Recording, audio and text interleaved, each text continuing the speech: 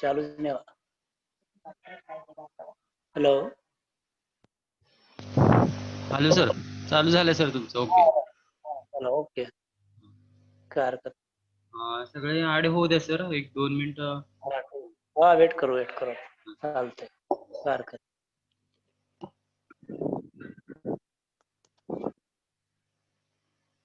ये देखा नहीं आता.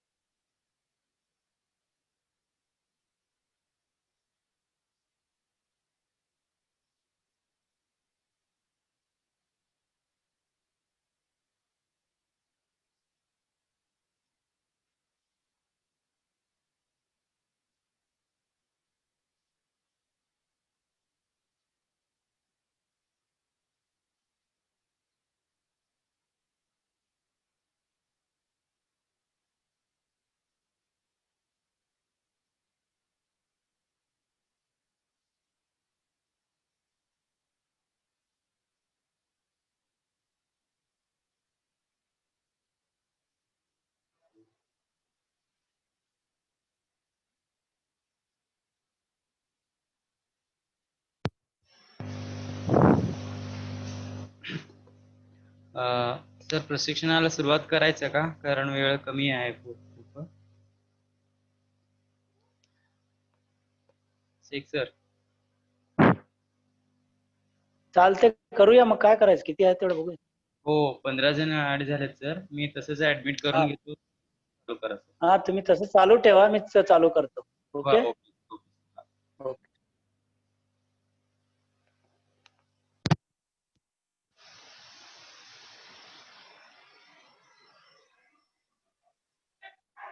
सगळ्या आपण प्रशिक्षणार्थी, शिक्षक आणि मुख्याध्याप बंधूंनो,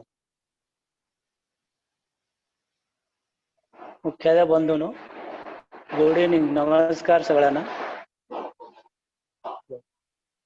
आज आपल्याला 2 विषय पाहायचे आहेत. एक आहे संशोधन अहवाल लेखन आणि दुसरा आहे कार्यालयीन व्यवस्थापन. वेळ कमी आहे आपल्याकडं, थोडक्यात मी आपल्याला माहिती देणार आहे. ते तुम्हाला जे तुम्हाला गरजेचं आहे तेवढी ती आपल्याला माहिती देईन, त्याची काही काळजी करू नका. जे काय तुम्हाला अडचणी असेल किंवा समस्या निर्माण होईल ते शेवटच्या 5 मिनिटात विचारा, मध्ये काय विचारू नका, नाहीतर सगळं डिस्टर्ब होऊन जाईल. आणि कोणीही मध्येच आपला व्हिडिओ ऑन करू नका. म्हणजे कारण तर आपल्याला काही कळणार नाही, लिंक तुटते आणि आपल्याच गोष्टी दुसऱ्याला कळू लागतात. पहिल्यांदा आपण पाहूया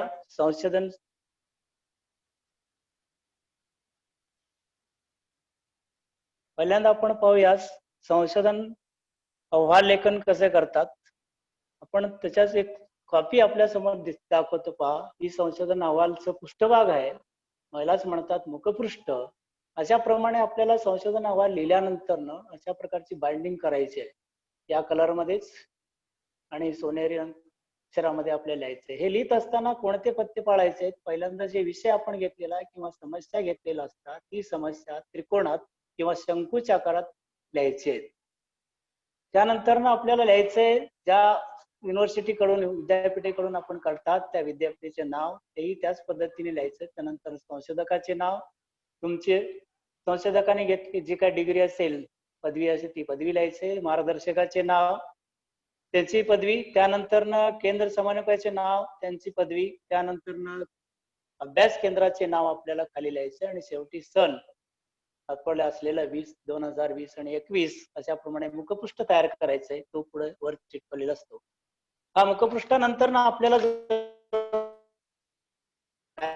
प्रतिज्ञापत्र, या प्रतिज्ञापत्रामध्ये आपल्याला लिहायचं की स्वतःचं नाव, त्यानंतर तुम्ही निवडलेली विषय किंवा समस्या हे कुठल्या कामासाठी किंवा कुठल्या पदवी किंवा पदविकेसाठी लिहिलेलं आहात ते लिहायचं. त्यानंतर युनिव्हर्सिटी किंवा विद्यापीठाचं नाव म्हणजे यशवंतराव चव्हाण मुक्त विद्यापीठ सादर करत आहोत. हे केलेलं कार्य इतर कोणत्याही पदवी सादर केलेलं नाही अशी मी हमी देतो आणि संशोधनासाठी वापरण्यात आलेली जी निर्देश आहेत ती मी केलेली आहे असं आपल्याला प्रतिज्ञापत्र द्यायचं आहे. हा झाला प्रतिज्ञापत्र. त्यानंतर प्रतिज्ञापत्रानंतर आपल्याला मार्गदर्शकाचे प्रमाणपत्र जोडायचं आहे. मार्गदर्शक या ठिकाणी तुमचे मार्गदर्शक जे देतील ते तुम्हाला सांगतील, तरी मी थोडक्यात सांगतो. शालेय व्यवस्थापन पदविका शिक्षण क्रमाचा एक अनिवार्य भाग म्हणून जे आपलं स्वतःचं नाव लिहायचं त्यापुढं आणि सन लिहून आपण निवडलेला विषय लिहायचं आणि या विषयावर संशोधन कार्य समाधानकारक, चांगलं, पूर्ण केलेलं आहे किंवा काय असेल ते त्यांनी दिलेले शहर आणि त्यांनी केलेलं काम हे स्वतः केलेले आहेत असं आपल्याला प्रमाणपत्र मार्गदर्शकांचं लिहायचं. त्यानंतर त्याच प्रकारचं प्रमाणपत्र केंद्र समन्वयकाचं जोडायचंय.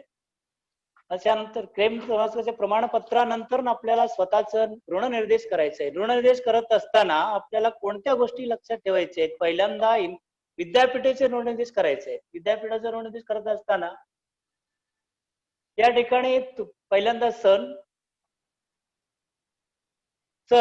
त्यानंतर कोणत्या विषयासाठी किंवा पदवीसाठी किंवा पदवीसाठी तो अभ्यास निवडलेला, त्यानंतर विद्यापीठाचे नाव, निवडलेले विषय हे नमूद करून आणि विद्यापीठाचे आपल्याला आभार मानायचे.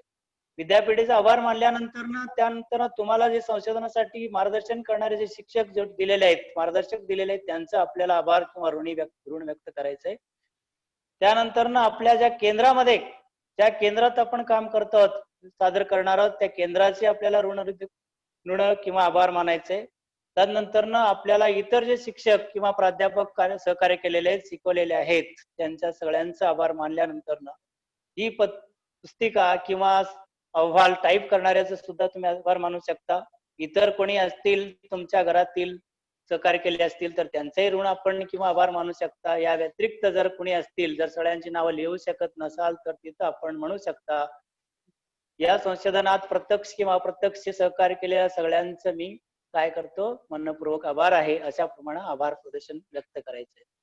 या सर्व आता झालेले जे 5 पानं आहेत त्यांना रोमन अंक द्यायचे आहेत. मुखपृष्ठ, प्रतिज्ञापत्र, मार्गदर्शकाचे प्रमाणपत्र, त्यानंतर केंद्र समन्वयाचे प्रमाणपत्र, ऋणनिर्देशक यांना रोमन अंकाचे नंबर द्यायचे आहेत, 1, 2 न लिहिता. त्यानंतर अनुक्रमणिका आपल्याला लिहायचे. अनुक्रमणिका लिहित असताना कोणती आपल्याला पथ्य पाळायचे आहेत, कोणती नियम पाळायचे आहेत? 3 भाग करायचे आहेत अनुक्रमणिकेमध्ये. एक अनुक्रमणिका नंबर, शीर्षक किंवा तपशील आणि पृष्ठ क्रमांक. आता सांगितल्याप्रमाणे 5ची नाव सांगितले. मुखपृष्ठ हे रोमन अंक टाकायचे. प्रतिज्ञापत्र, मार्गदर्शकाचे प्रमाणपत्र, केंद्र समन्वयाचे प्रमाणपत्र, ऋणनिर्देशक यांना सगळ्यांना रोमन अंक टाकायचे. त्यानंतर प्रकरण पहिले असं लिहायचे. प्रकरण पहिल्या नाव आहे संशोधनाची समस्या. ते अनुक्रमणिक लिहित असताना प्रकरण 1 त्यातला पहिला मुद्दा असेल तर 1.1, दुसरा मुद्दा 1.2, 1.3, 1.4, 1.5 अशा पद्धतीने अनुक्रमणिकेमध्ये नंबर टाकायचे आहेत. किती असतील तेवढे मुद्दे 1च्या पुढे लिहायचे. आता इथं 13 नंबर आहेत म्हणून मी शेवटीला 1.13 पर्यंत नंबर टाकलेले आहेत. त्यानंतर प्रकरण 2, यामध्ये संशोधन साहित्य, संबंधित संशोधनाचे व साहित्याचे आढावा व समीक्षण हा प्रकरण 2 आहे. यामध्ये आपल्याला संबंधित साहित्याचे व संशोधनाचे समीक्षण किंवा आढावा हे लिहित असताना यात सुद्धा 2.1, 2.2, 2.3, 2.4, 2.5 अशा प्रमाणे अनुक्रमणिक द्यायचंय. आणि यात पुढे जे आहेत ते पुस्तक क्रमांक जे आहेत 1, 2, 3 प्रमाणे आपण मराठीत किंवा इंग्लिशात लिहू शकता.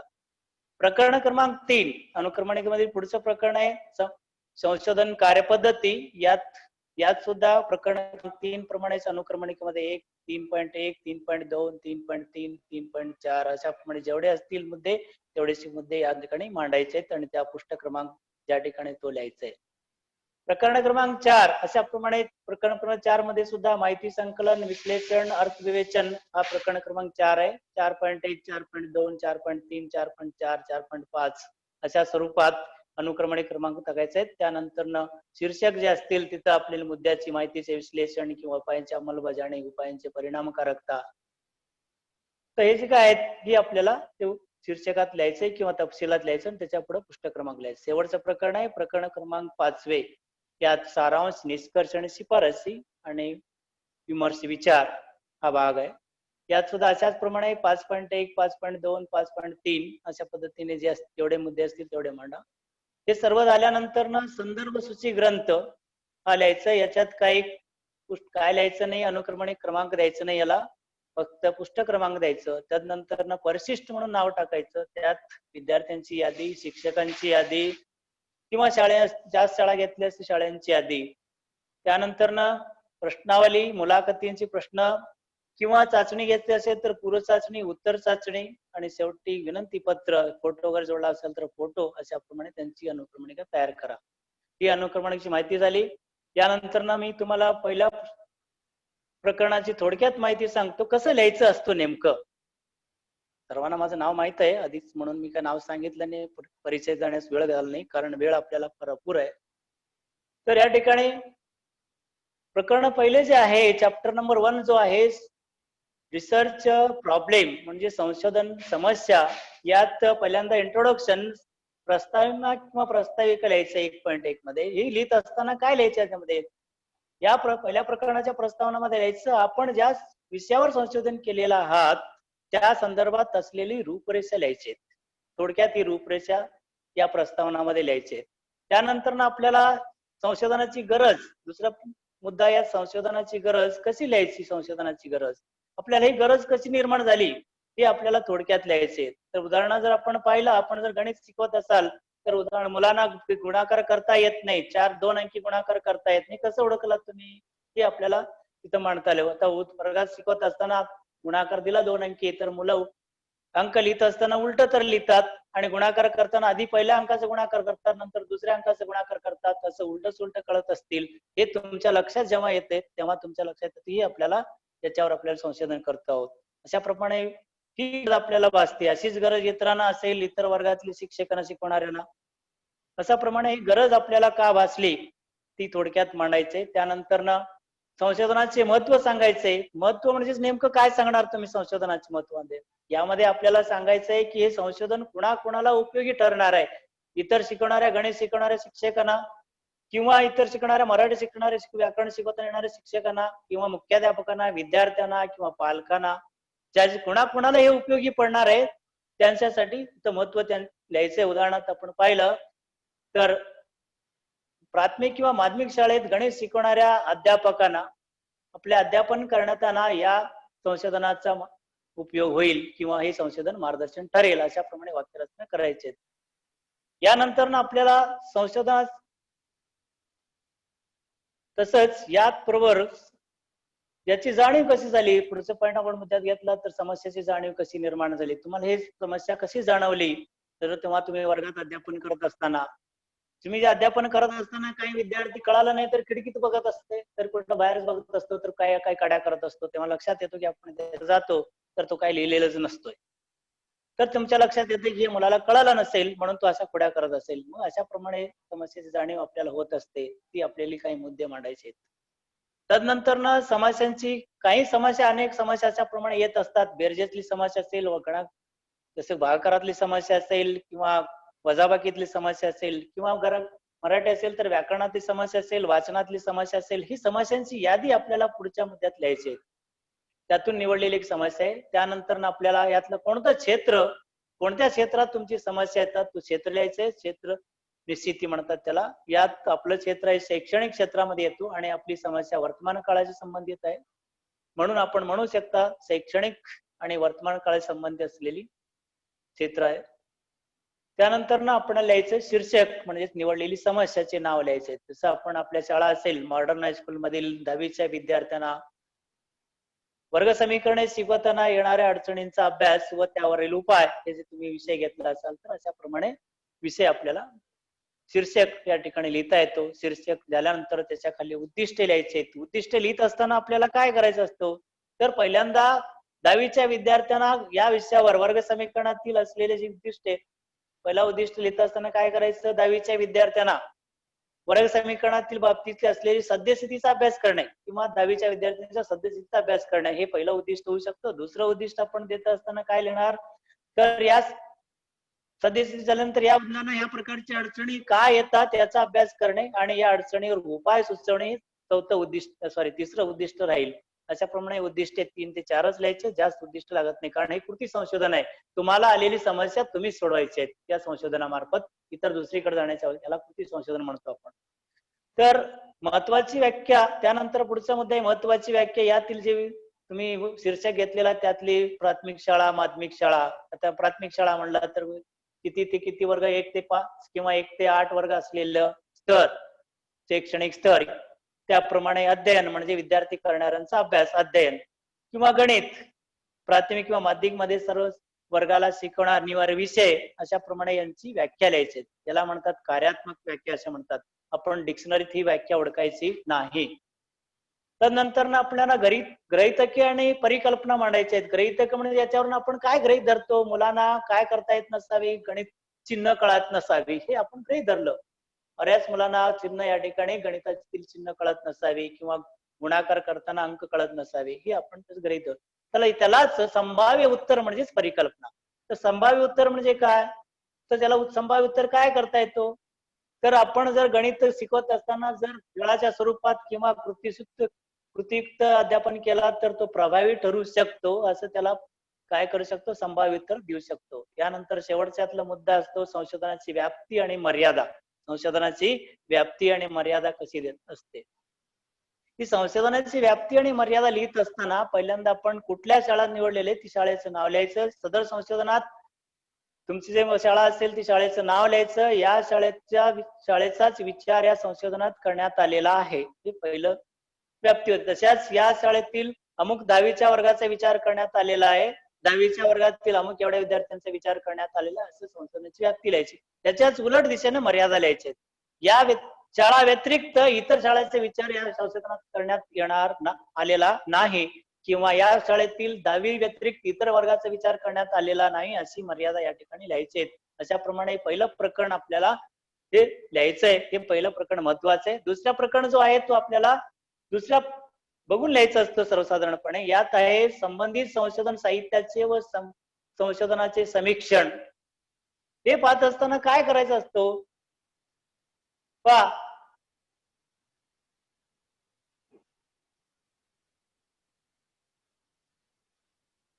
यात आपल्याला साहित्य आणि संशोधन दोघांचा आढावा घ्यायचा असतो. कशासाठी घ्यायचं का घ्यायचं तर यातला पहिला मुद्दा आहे तर आपल्याला आपल्या संशोधन करत असताना आपल्याला योग्य दिशा मिळावी, योग्य मार्गदर्शन मिळावं आणि आपलं संशोधन योग्य रीतीने चालावं, लिहिता यावं यासाठी या दोन्ही गोष्टी गरजेच्या आहेत. आणि आपल्याला याशिवाय आपल्याला जेव्हा निष्कर्ष लिहित असतो किंवा मांडणी करत असतो याची मांडणी आपल्याला या संशोधनात पूर्वी चाललेल्या संशोधनात पाहायला मिळतात आणि त्यामुळे आपल्याला आपलं संशोधन निश्चित करता येतो, आपली प्रतिसादक संख्या निश्चित करता येते आणि त्यामुळं त्यातलं विशदीकरण करणे किंवा माहिती मिळवणे या ठिकाणी सोपे जाते. म्हणून साहित्याचं संशोधनाचे आढावा आणि समीक्षण करणे गरजेचे आहे. हे करत असताना काय लिहायचं आपल्याला पहिल्यांदा साहित्याचे आढावा लिहित असताना काय लिहायचं पुस्तकाचं नाव त्यानंतर ना काय अडचण आहे का हॅलो काय अडचण येते का कोणाला पुस्तकाचे नाव आणि लेखकाचे नाव आवाज येऊ नका हॅलो आता येतोय का हॅलो. तुमचा आवाज आहे सर, तुमचा आवाज आहे. हा तुमचा आवाज बरोबर येतोय. त्यांना नेटवर्क कनेक्टिव्हिटी प्रॉब्लेम असेल सर. हा ओके सर, काय हरकत नाही. सामने कर, कॅमेरा सामने कर.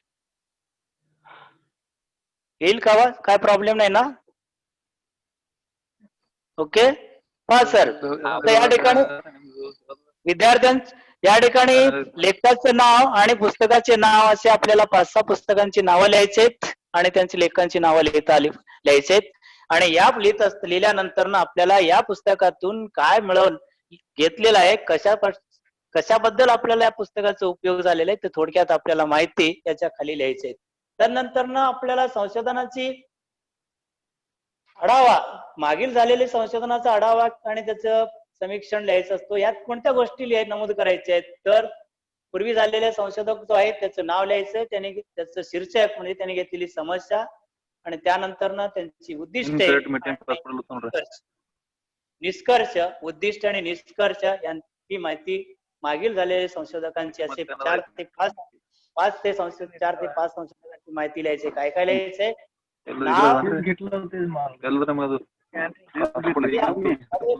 मध्ये मध्ये बोलू नका, तुम्हाला लक्षात येणार नाही. तुम्हाला काय अडचण आली तर मला नंतर कॉल करू शकता किंवा रात्री 12 वाजता. हॅलो, मध्ये बोलू नका. संशोधनात या ठिकाणी संशोधनाचा आढावा लिहित असताना आपल्याला संशोधकाचे नाव, त्यानंतर त्यांचे शीर्षक, उद्दिष्टे आणि निष्कर्ष हे लिहिणे आवश्यक आहे. अशा 5 कमीत कमी 5 लोकांची माहिती या ठिकाणी आढावात आहे. त्यानंतर शेवटच्या मुद्द्यात लिहायचं आपल्याला काय, तर आपलं संशोधन, माझं संशोधनाचे वेगळेपणा असा मुद्दा टाकायचा. यात तुमचं संशोधन कसा वेगळा झालेल्या इतर पूर्वी झालेल्या संशोधनापेक्षा ते थोडक्यात लिहायचंय. तर हे संशोधन, पूर्वी झालेले संशोधन जर शहरी विभागात असेल तर तुमचं वेगळा कसा, माझं संशोधन एक ग्रामीण विभागातील, तेही जे अल्पभाषित आहेत अशा गोला असल्या कारणानं हा माझं संशोधन इतरांपेक्षा भिन्न आहे किंवा वेगळा आहे असं आपण नमूद करू शकता.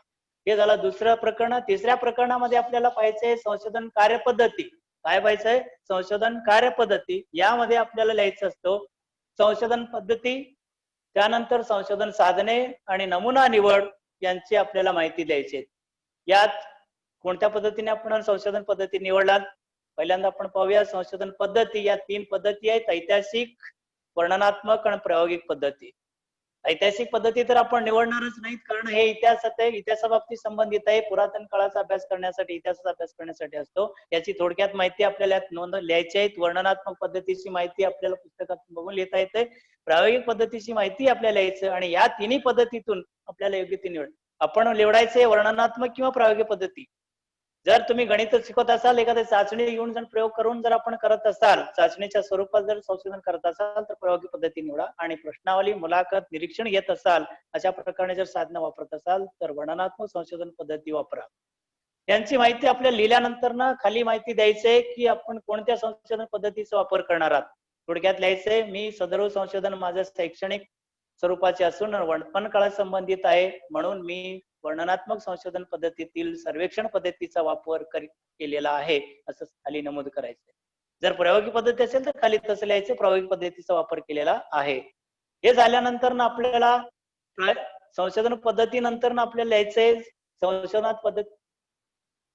संशोधन साधने.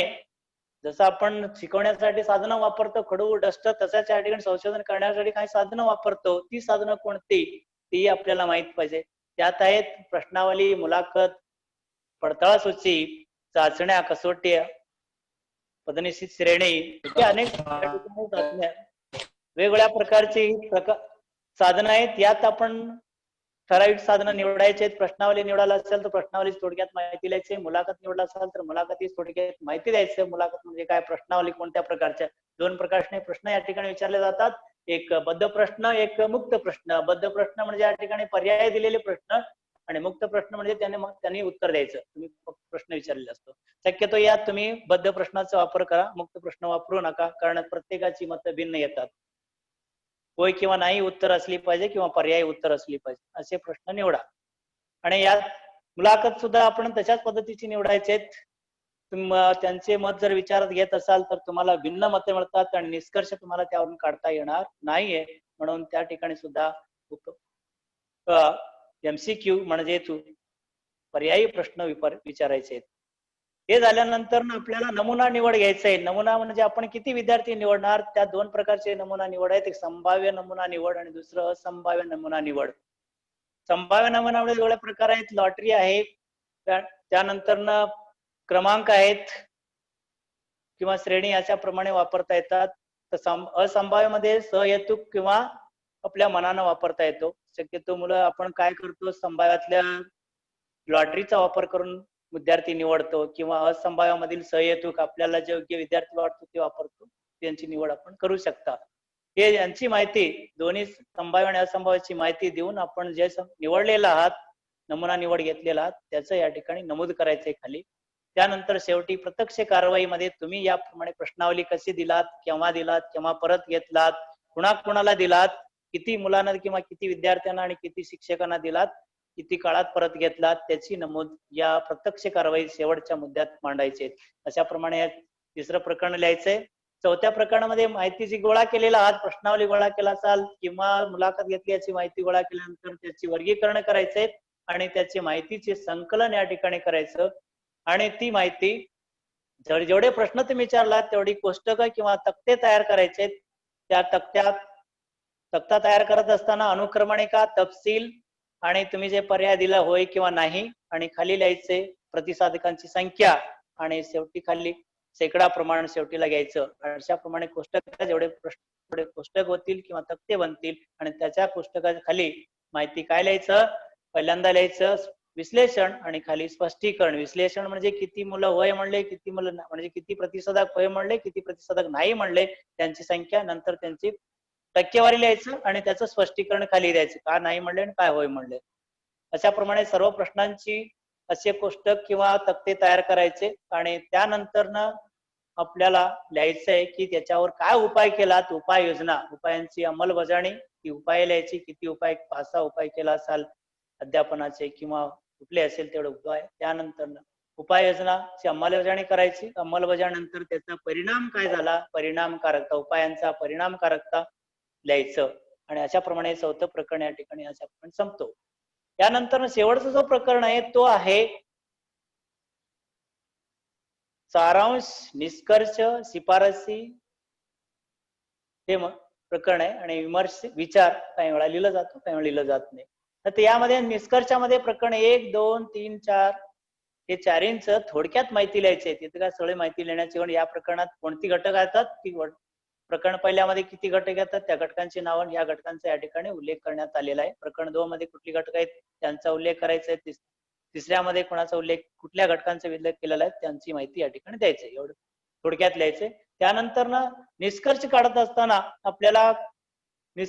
असताना विद्यार्थ्यांची जी काय आपल्याला स्पष्टीकरण केलेलं असतं प्रत्येक पुस्तकाच्या खाली स्पष्टीकरणात लिहिलेलं असतं, तुम्ही 70% विद्यार्थ्यांना मूलभूत चिन्हांची क्रिया कळत नाही, हे निष्कर्ष आहे. तोच निष्कर्ष या ठिकाणी लिहायचा. 50% मुलांना मूलभूत चिन्हच कळत नाहीत, हे त्याचं निष्कर्ष झालं. तर दुसऱ्या प्रश्नामध्ये असं जर तुम्ही म्हणाला तर व्याकरण जर असेल तर मुलांना नाम म्हणजे काय, जवळपास 60% विद्यार्थ्यांना नाम याचा अर्थच कळालेला नाही, हा निष्कर्ष आहे. अशा प्रमाणे निष्कर्ष आपल्याला लिहायचे. मी काय सगळं सांगू शकत नाहीये, वेळेचा अभाव आहे. तर असा निष्कर्ष आपल्याला कळायचा. याच निष्कर्षावर आपल्याला शिफारस मांडायची. आता मुलांना म्हणलं की मूलभूत चिन्ह कळत नाहीत, मग तुम्ही शिकवणार कसं? शिक्षकांना तुम्ही शिफारस करू शकता, सूचना करू शकता की शिक्षकाने अध्यापकाने शिकवत असताना ठोकळ्यांचा, काही वस्तूंचा वापर करून किंवा इतर काही शैक्षणिक साधनांचा वापर करून शिकवावे, हे त्याच्यावर शिफारस झाली. अशा प्रमाणे आपण शिफारस सर्व निष्कर्षावर मांडू शकता.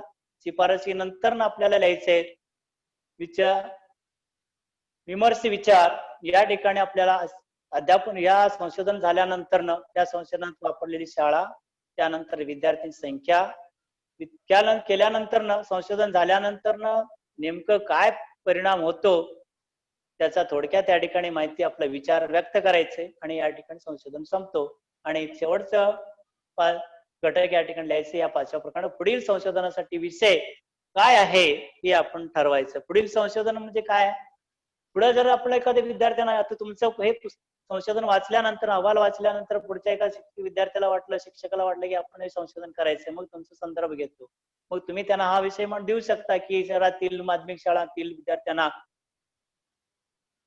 एक सामायिक समीकरण शिकवताना येणाऱ्या समस्यांचा अभ्यास व त्यावरील उपाय, किंवा सर्व ग्रामीण भागातील विद्यार्थ्यांना मराठी वाचनातील येणाऱ्या समस्यांचा अभ्यास त्यावरील उपाय, अशा प्रमाणे तुम्ही पुढील संशोधनासाठी विषय असा देऊ शकता. त्यानंतर लिहायचं संदर्भ ग्रंथ. यामध्ये पहिल्यांदा लिहायचं लेखकाचे नाव, जेव्हा आवृत्ती कोणत्या वर्षी निघाली ती वर्ष, त्यानंतर पुस्तकाचे नाव आणि प्रकाशनाचे नाव एक पुढे आडवर याच्यात पूर्ण एकाच रेषेत लिहायचंय. असं या ठिकाणी कॉलम किंवा टेबल तयार करायचं नाही. लेखकाचे नाव, वर्ष, पुस्तकाचे नाव आणि प्रकाशन अशाप्रमाणे 10 पुस्तकाचे संदर्भ या ठिकाणी लिहायचे. त्यानंतर ना परिशिष्ट लिहायचं. परिशिष्ट क्रमांक 1 टाकायचं. त्यात विद्यार्थ्यांची यादी, मुख्य शिक्षकांची यादी असेल तर शिक्षकांची यादी दुसरं परिशिष्ट मध्ये, तिसऱ्यामध्ये प्रश्नावली असेल तर प्रश्नावली, चौथा मुलाखत असेल तर मुलाखत्यांची प्रश्न लिहायचे असतील ते, जर हे नसतील तर चाचण्या घ्यायच्या तर पूर्व चाचणी आणि उत्तर चाचणी हे परिशिष्टात लिहायचे. आणि शेवटी विनंती पत्र, हेही मुख्याध्यापनासाठी लिहिलेलं विनंती पत्र, कारण आपल्याला शाळा उपलब्ध करणे, वर्ग उपलब्ध करून दिले असतात, त्यांना एक विनंती पत्र शेवटी लिहायचं. आणि शेवटी याच्या पलीकडे जाऊन जर तुम्हाला फोटो वगैरे काढलेला असाल, तुम्ही अध्यापक येत असताना प्रश्नपत्र प्रश्नावली दिलेला असताना वगैरे, ती फोटो सुद्धा तुम्ही जोडू शकता. अशा प्रमाणे हे संशोधन अहवाल आपल्याला लिहायचं आहे. या अहवालाबाबतीत जर काही अडचणी आल्या असतील तर तुम्हाला येत असतील तर तुम्ही केव्हाही मला कॉल करू शकता. मी सोलापुरात राहतोय. बऱ्याच लोकांना माहित असेल, माहित नसलं तरी माझा नंबरही तुम्हाला देतोय. 9970053538. डॉक्टर शेख अहमद हे नंबर आहे. यावर कॉल करा. मी राहतो मंत्री चंडक पार्क, बिजापूर रोडवर. हे आहे संशोधन अहवालाची थोडक्यात माहिती दिली. यानंतर दुसरं आपल्याला पाहायचंय कार्यालयीन व्यवस्थापन.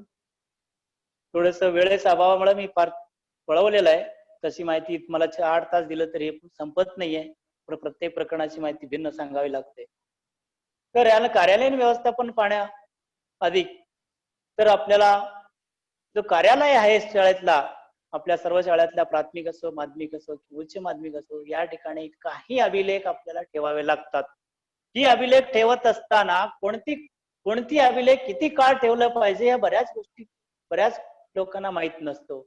आता आपल्याला पहिलं अभिलेख कार्यालयातलं म्हणजे जनरल रजिस्टर, यालाच म्हणतो आपण सर्वसाधारण नोंद वही. हे जनरल रजिस्टर जे आहे हे अभिलेख अप्रकारचा आहे. ह्याला कायमस्वरूपी ठेवावं लागते. काय करावं लागतंय? कायमस्वरूपी याला ठेवावा लागतो. त्यानंतर ना तुमचं जे डेस्कटॉप रजिस्टर आहे, काय म्हणतो आपण डेस्कटॉप रजिस्टर, यामध्ये फर्निचर, ग्रंथालय, प्रयोगशाळा, साहित्य सामग्री यांची जे नोंदवह्या आहेत, ही नोंदवह्या सुद्धा कायमस्वरूपी ठेवायचे असतात. ते नष्ट करता येणार नाही. पुढचं आहे परिपत्र किंवा आदेश फाईल जे आहेत, तुम्ही शिक्षकांना दिलेले आदेश फाईल जे आहेत, जे काय शासनाचे आदेश असतील, ही परिपत्रक सगळी कायमस्वरूपात ठेवायची, याला अ गटात असतात. त्यानंतर मुख्याध्यापकांचे लॉगबुक जे आहे, ते लॉगबुक सुद्धा हे कायमस्वरूपी ठेवायचं असतो. कीर्द आणि खतावणी जे आहेत, रोकडवही म्हणतो आपण त्याला, हे सुद्धा आपल्याला कायम त्या ठिकाणी ठेवायचे. ते कमीत कमी 30 वर्ष सांभाळून ठेवायचे. त्यानंतर कर्मचाऱ्यांचे वेतनपट, पावत्या, वेतन निश्चित केलेले विवरणपत्र, हे सुद्धा आपल्याला 30 वर्ष कालावधीपर्यंत सांभाळून ठेवायचे. त्यानंतर लेखा परीक्षण केलेले विवरणपत्र, हे सुद्धा अहवाल, त्यांचं जे अहवाल आहे म्हणजे आपण म्हणतो इंग्लिशात ऑडिट केलेलं जो आहोत, त्याचं जो ऑडिटचं समरी आहे, ती समरी आपल्याला 30 वर्ष जपून ठेवायचे. संख्याकी विवरणपत्रे जे आहे, सर्व संख्याकी माहिती आपल्याला 30 वर्ष ठेवायचे. 30 वर्षांचे जेवढे घटक आहेत त्या ब गटात येतात. आपली जी सेवा पुस्तिके आहेत कर्मचाऱ्यांची, ती सुद्धा आपल्याला ठेवायचे आहेत. हे सुद्धा ब गटात आहे. याकरिता जोपर्यंत शिक्षक काम करीत आहेत तोपर्यंत ठेवायचे आहेत. आणि त्यानंतर निवृत्त झाल्यानंतर शिक्षक निवृत्त झाल्यानंतर 2 वर्षापर्यंत तसंच तो सेवा पुस्तिका तशीच ठेवायची आहेत. कारण पुढे सेवा पुस्तिका त्यांच्या भत्त्यात वगैरे बदल झाला तर तो आपल्याला गरजेचा पडतो सेवा पुस्तिका ठेवण्याचा. त्यानंतर नेमणूक केलेल्या शिक्षकांना मिळालेले कार्यमुक्ती प्रमाणपत्र जे आहेत ही प्रमाणपत्र सुद्धा शिक्षक सेवा पुस्तिकेबरोबरच ठेवायचे असतात. शाळेत येणाऱ्या विद्यार्थ्यांच्या व इतर शाळेकडून मिळालेले शाळा सोडल्याची जी प्रमाणपत्रे आहेत किंवा शाळा सोडल्याची जी दाखले आहेत ती 10 वर्षापासून जपून ठेवायची आहेत.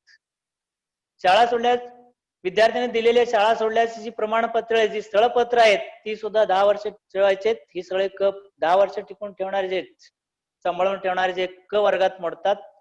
फी पावती पुस्तके सुद्धा 10 वर्ष ठेवायचे आहेत. आकस्मिक खर्चाची नोंदवही, बिले आणि प्रमाणपत्रके हे सुद्धा आपल्याला 10 वर्ष जपून ठेवायचे आहेत. फी वसुलीची नोंदवही 10 वर्ष ठेवायचे आहेत. विद्यार्थी व कर्मचाऱ्यांची जी कॅटलॉग आहेत, उपस्थिती पत्रक आहेत ती सुद्धा 10 वर्ष ठेवायचे आहेत. वसतिगृह खोली भाडे नोंदवही असेल तर ते 10 वर्ष ठेवायचे आहेत. महत्वाच्या स्वरूपाच्या संकलने पत्र व्यवहाराची फाईल आहेत ती सुद्धा 10 वर्ष ठेवायचे आहेत. फी माफी, शिष्यवृत्तीसाठी केलेले अर्ज, विविध सवलती, कार्यालयात प्राप्त झालेली माहिती ही सुद्धा 10 वर्ष लपवून ठेवायचे. जमा खर्च दर्शवणारे खातेवही व सत्र फी साठी केलेली खातेवही ही मात्र 5 वर्ष ठेवायचे. आवश्यक नोंदवह्या व मुद्रांक विषय ठेवत ही जे वह्या आहेत, मुद्रांक विषय ठेवायची वह्या ही 5 वर्ष आहेत. आवक जावक जे आहे हे रजिस्टर आपल्याला 5 वर्ष सांभाळून ठेवायचंय. सर्व वर्गाच्या वार्षिक परीक्षेचं जे उत्तरपत्रिका आहेत ती उत्तरपत्रिका 18 महिने आपल्याला जपून ठेवायचे. त्यानंतर तुम्ही त्याचा कोणत्याही प्रकारची विल्हेवाट लावू शकता. उत्तरपत्रिका म्हणतो, प्रश्नपत्रिकाचा काय प्रश्नच येत नाहीये. शिक्षण आणि अन्य कर्मचाऱ्यांची वैयक्तिक रजेचे अर्ज जे आहेत हे सुद्धा आपल्याला 18 महिने जपून ठेवायचे. किती महिने? 18 महिने जपून ठेवायचे. अशाप्रमाणे हे जे अभिलेख आहेत असे एवढ्या कालावधीसाठी आपल्याला काय करायचे? जपून ठेवायचे असतात. ही अभिलेख कसे लिहितात मी थोडक्यात माहिती आपल्याला देतो कार्यालय व्यवस्थामध्ये. पहिल्यांदा पाहूया आपण सर्वसाधारण नोंदवही विद्यार्थ्या बाबतीची. ती यालाच आपण जनरल रजिस्टर म्हणतो इंग्लिश मध्ये. जनरल रजिस्टर मध्ये शासकीय नियमानुसार माध्यमिक आश्रम संहिता म्हणजे SSC कोड मध्ये नियम क्रमांक 26 मध्ये 83.1 अपेंडिक्स 18 मध्ये हे आपल्याला दाखवलेलं आहे जनरल रजिस्टर कसं लिहावे. यात कोणकोणती नोंद असणे गरजेचे आहे तर नोंदणी क्रमांक, रजिस्टर क्रमांक, पूर्ण नाव, जात, धर्म, जात व उपपोट जात या ठिकाणी लिहायचे. जन्म दिनांक लिहायचे, अंकात आणि अक्षरी दोन्ही लिहायचे. आईचे नाव लिहायचे, पूर्वी आलेली शाळा, प्रवेशाचा दिनांक लिहायचे, प्रवेशात कोणत्या इथं प्रवेश घेतला, तुकडी हेही आपल्याला लिहायचे. प्रगती, त्याचबरोबर वर्तणूक आणि शाळा सोडल्याची दिनांक, कोणत्या इथे सोडला आणि शेवटी शेरा हे आपल्याला यात लिहायचे. याच्या पलीकडे जाऊन आताच आलेल्या नवीन याच्यामध्ये आपल्याला लिहायचे विद्यार्थी आयडी आणि स्कूल आयडी हे 2 गोष्टी यात नमूद करायचे आहेत. दुसरी गोष्ट आपल्याला शाळा सोडल्याचा दाखला देत असताना कोणत्या काळजी घ्यायच्या आहेत. तर पण पहिला शाळा सोडल्याचा दाखला दिलात तर पुन्हा दुसरा शाळा सोडल्याचा दाखला जर कोणी आवश्यक मागितला तर आपल्याला कोणती काळजी घेतली पाहिजे. त्यांच्याकडून आपल्याला अर्ज घ्यायचा आहे. तो अर्ज जर आपल्याला त्यांनी दिलेलं कारण आपल्याला योग्य वाटली तर आपण दाखला देऊ शकतो. जर वाटली नाही तर आपल्याला तहसीलदाराकडं त्यांनी दिलेली कारण हे स्पष्ट करून अपडेट करून आणायला सांगावं लागेल तरच आपल्याला हे दाखला देता येईल, दुसरा दाखला देता येईल. दाखला देत असताना कोणताही खडाखोड करायचं नाही. दाखल्यात सुद्धा विद्यार्थी आयडी आणि स्कूल आयडी लिहायचं आहे आजच्या दाखल्यामध्ये. पूर्वीच्या दाखल्याप्रमाणे द्यायचं नाही नुसतं रजिस्टर नंबरवर. त्यानंतर ना परीक्षा, SSC परीक्षा याची जे कागदपत्र आहेत हेही आपल्याला सांभाळायचे आहेत. या कागदपत्रामध्ये नेमकं कोणते 2 गोष्टी आहेत. एक आहेत गुणपत्रक आणि दुसरं प्रमाणपत्र. हे दोन्ही पत्रक आपल्याला सांभाळायचे. गुणपत्रक एकतर एकत्रित येतात, आपल्याला 10 वर्ष सांभाळायचे आहेत. प्रमाणपत्र मात्र आपल्याला सांभाळायचा प्रश्नच येत नाही कारण एकदा प्रमाणपत्र मुलांना देऊन टाकलं तर पुन्हा आपल्याकडे काय संबंध येत नाही. परंतु त्याचे झेरॉक्स मात्र आपल्या शाळेत ठेवलं योग्य आहे कारण कदाचित आपल्याला पुढच्या वेळेस विद्यार्थी हरवला तर त्याच्यावरून आपल्याला देता येते, त्या बोर्डाकडे आपल्याला शिफारस करता येते. याच्या व्यतिरिक्त अन्य परीक्षा आहेत. शालाबाह्य परीक्षा आपण घेतोय त्यात आहेत ड्रॉइंग परीक्षा आहे. त्यात जे येणारे सर्टिफिकेट त्याचा निकाल सुद्धा आपल्याला जपून ठेवायचंय. त्यांचे सर्टिफिकेट मुलांना द्यायचे आहेत, प्रमाणपत्रही मुलांना द्यायचे असतात. त्याशिवाय इतर परीक्षा अंतर्गत आणि आपल्याही अंतर्गत परीक्षा आहेत. त्यात प्रथम सत्र आणि द्वितीय सत्र आहेत. या अंतर्गत परीक्षेचा निकाल सुद्धा आपल्याला कायमच्या स्वरूपी ठेवायचे आहेत. ते त्याशिवाय पारितोषिक नोंदवह्या आपल्याला ठेवायचे आहेत. विद्यार्थ्यांना मिळालेले जे पारितोषिक आहेत त्याची नोंद करून आपल्याला द्यायची असतात. किंवा ड्रॉइंग मधली असू द्या किंवा खेळातली असू द्या, संगीतातली असू द्या, कलेतली असू द्या, ती नोंद वही ठेवणे गरजेचे आहे. विद्यार्थ्यांची वैद्यकीय तपासणी वही ठेवायची आहेत. विद्यार्थ्यांची वैद्यकीय तपासणी करत असताना कोणत्या काळजी घेतली पाहिजे तर 5 ते 10 वर्ग असतील तर 3 वेळा वैद्यकीय तपासणी विद्यार्थ्यांची करणे गरजेचे. 8 ते 10 वर्ग असतील तर 2 वेळा विद्यार्थ्यांची तपासणी करणे गरजेचे आहे. त्यानंतर आपल्याला विद्यार्थी प्रगती पुस्तक म्हणजेच निकाल पत्रक आपण विद्यार्थ्यांना देतो, कार्ड देतो. तो जो वार्षिक अभिलेख आहे यामध्ये लिहित असताना कोणत्या काळजी घ्यायची, विद्यार्थ्यांचं पूर्ण नाव लिहायचं, रजिस्टर नंबर लिहायचं, इयत्ता, तुकडी, जन्मतारीख, पालकाचे नाव, पत्ता, शरीर, त्याचबरोबर शारीरिक तपासणी सुद्धा या ठिकाणी करायचे. त्यातल्या शारीरिक तपासणीमध्ये वय, वजन, उंची, छाती, त्याचं आरोग्य या बाबतीची माहिती नोंद करायची. विद्यार्थी हजेरी पत्रक आपल्याला 10 वर्ष सांभाळायचे आहेत. ते 10 वर्ष सांभाळ यामध्ये विद्यार्थी हजेरी पत्रक मध्ये आपण आता नवीन आलेल्या पद्धतीचं विद्यार्थी आयडी लिहिणे गरजेचं आहे. रजिस्टर नंबर, जात, पोटजात, जन्मतारीख, फीचा प्रकार, विद्यार्थ्याचे पूर्ण नाव, त्यानंतर महिनाभर उपस्थिती अनुपस्थितीची लिहायचे. आणि त्या शेवटी आपल्याला चेहरा हा कॉलम आहे. पण नंतर फ्रंट पेजवर आपल्याला SC, ST, BC, EBC, विजय NT याची माहिती आपल्याला लिहायचं आहे. त्यानंतर आपल्याला पाहिजे तो शिक्षक व अन्य सेवकांच्या बाबतीत असलेल्या नोंदवह्या हे कसे जपून ठेवा. त्याला तर सेवा पुस्तिका आहे, ते आता मागे आताच सांगितलं. सेवा पुस्तिका आपल्याला जोपर्यंत सेवक किंवा कर्मचारी आपल्या सेवेत आहेत तोपर्यंत आपल्याकडे ठेवायचे, त्याची नोंद करायची वेळेवर व्यवस्थित स्वरूपात. त्याबरोबर आपल्याला सेवा ज्येष्ठता यादी कशी बनवायची हे तुम्हाला सांगतो. सेवा ज्येष्ठता यादी खाजगी महाराष्ट्र खाजगी शाळेतील कर्मचारी सेवा शर्ती यामध्ये दिलेल्या नियमावलीनुसार 1981 30/10/1987 ला सुधारित आवृत्ती आली. त्याचा नियम क्रमांक 12 आहे. अनुसूची फ मध्ये मार्गदर्शन तत्व दिलेले आहेत. मुख्याध्यापकांनी संशोधकांनी ही सेवा ज्येष्ठता यादी तयार करायची. या 3 प्रकारची यादी आहेत. एक शिक्षकांची सेवा ज्येष्ठता यादी, लेखनिकाची सेवा ज्येष्ठता यादी आणि तिसरा आहे इतर कर्मचाऱ्यांची यादी. यानुसारच आपल्याला बढती किंवा पदोन्नती दिली जाते. यात लिहित असताना काही काळजी आपल्याला घ्यायची आहे. शिक्षकांची लिहित असताना यात D.Ed आणि B.Ed 2 वर्ग आहेत. यात तो आपल्याला पाहायचा आहे. तो पाहूनच आपल्याला सेवा ज्येष्ठता यादी करायची आहेत. त्यानंतर शिक्षक कर्मचाऱ्यांचे गोपनीय अहवाल हाही भाग आहे. या ठिकाणी अनुसूचित ग मध्ये नियम क्रमांक 14(2) आणि 15(1) यामध्ये नमुना दिलेले गोपनीय अहवालांचा तो आपण पाहू शकता. तुमच्या पुस्तिकात सुद्धा आहे, ते तुम्ही पाहू शकता. या 3 प्रकारचे गोपनीय अहवाल 3 स्तर आहेत. पहिला स्तर आहे स्वयंमूल्यमापन. स्वयंमूल्यमापन आपण स्वतःचेच मूल्यमापन 3 ते 4 मुद्द्यात आहे. त्यानंतर मुख्याध्यापक आणि शिक्षक गोपनीय अहवाल असतो. त्यानंतर पुनर्लोकन अधिकाऱ्याचे अभिप्राय या ठिकाणी 3 प्रकारे 3 स्तरावर गोपनीय अहवाल लिहिला जातो. त्यानंतर आपल्याला पाहिजे सेवा पुस्तिकेत कोणत्या गोष्टीची नोंद घेणे गरजेचे आहे. तर शासन क्रमांक 1 एप्रिल शासनाने दिलेले 1 एप्रिल 1966 पासून अनुदानित शाळेमधील असलेल्या सर्व सेवकांना सेवानिवृत्तीची योजना लागू केलेली आहे. सेवा पुस्तिकेचे पहिलेचे भाग आहे. या पहिलं पूर्ण सेवा पुस्तिका पूर्ण भरलेले आहे का नाही हे पाहणे गरजेचं आहे. हे लिहिण्यासाठी पुढचं जे सुधारित आवृत्ती आपल्याला आली ती आहे 23 मार्च 1968 ला आली. त्यातलं F67C मध्ये हे दाखवलेलं आहे. सेवा पुस्तिका 2 प्रतीत घ्यायचे, एक मूळ प्रत आणि दुसरी डुप्लिकेट म्हणजेच नकल आपल्याला दुसरी प्रत शिक्षकाला द्यायचे किंवा कर्मचाऱ्यांना द्यायचे आहे. पहिल्या पानावर आपल्याला पूर्ण नाव, जात, उपजात, जन्मतारीख आणि जन्म ठिकाण, वडिलांचे नाव, वैद्यकीय तपासण्याची तारीख व त्याचे डॉक्टरचे नाव लिहायचे, शैक्षणिक अर्थ लिहायचे, प्रमुखाची सही. त्या व्यतिरिक्त पुढच्या पानामध्ये दुसऱ्या पानावर आपण विचार केला तर नॉमिनीची नोंद करायची. त्या नॉमिनी कोणत्या व्यक्तींची आहेत, ते किती टक्के ते आपल्याला लिहायचे, त्याची शिफारस पुढच्या दुसऱ्या पानावर असतो.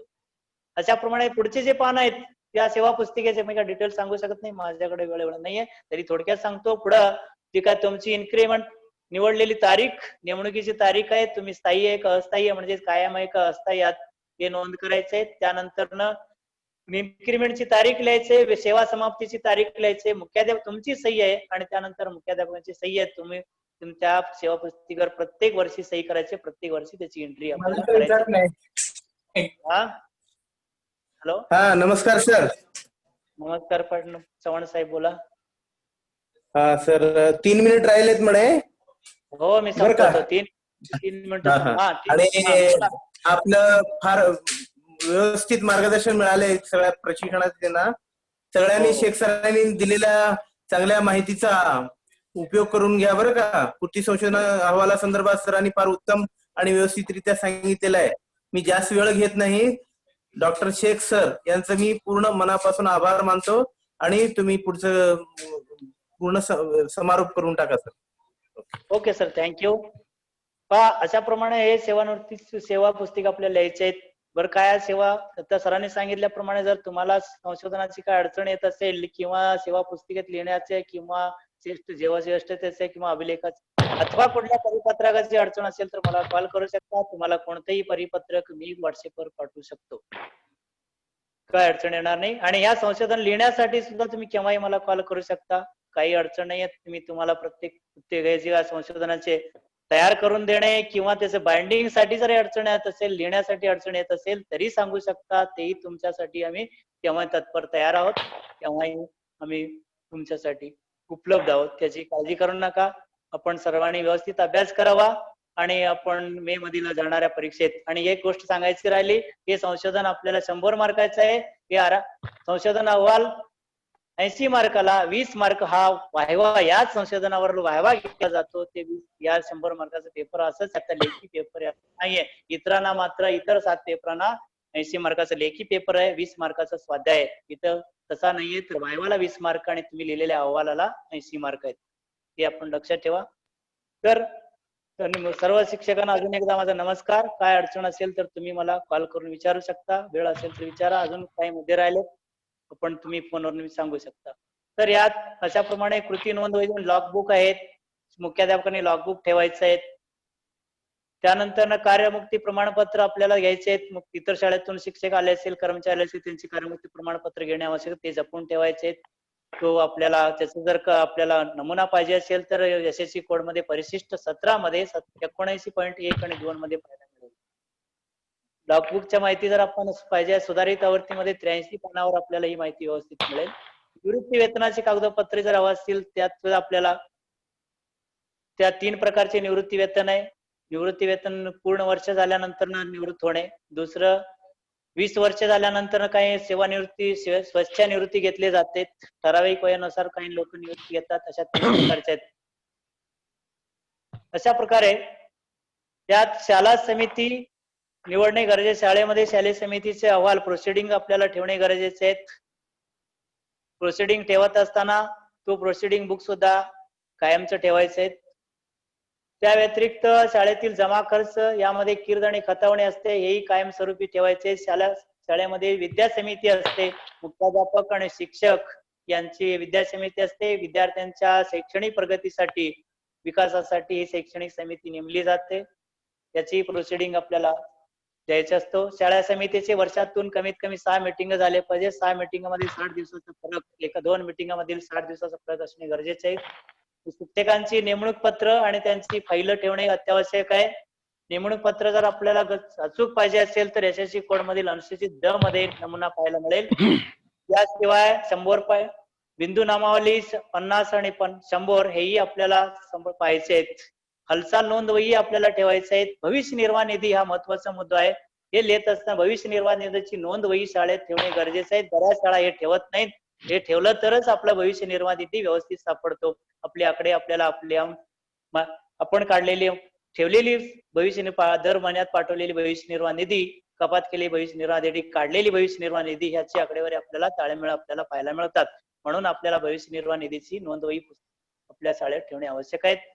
इथपर्यंत ही आहेत. इथपर्यंत मी थांबतो. वेळ संपलेला आहे असं येतोय, संदेश येतोय. तरी मी केलेल्या या मार्गदर्शनात तुम्ही व्यवस्थित ऐकून घेतलात म्हणून पहिल्यांदा तुमचा आभार मानतो. इथपर्यंत थांबतो. जय हिंद.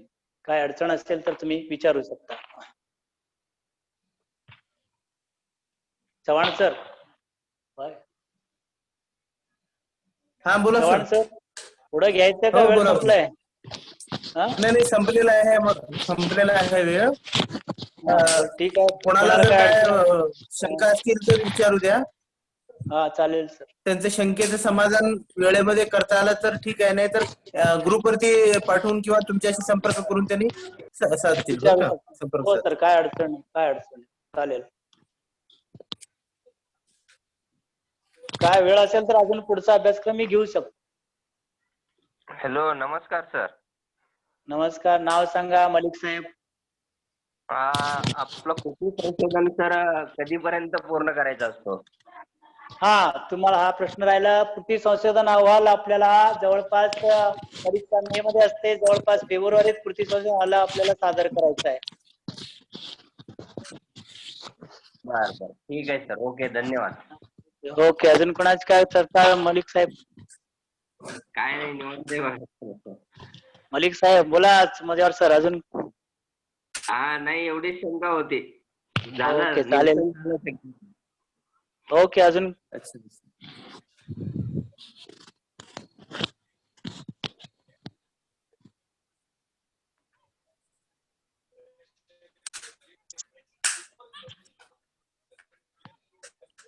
बोला चव्हाण सर.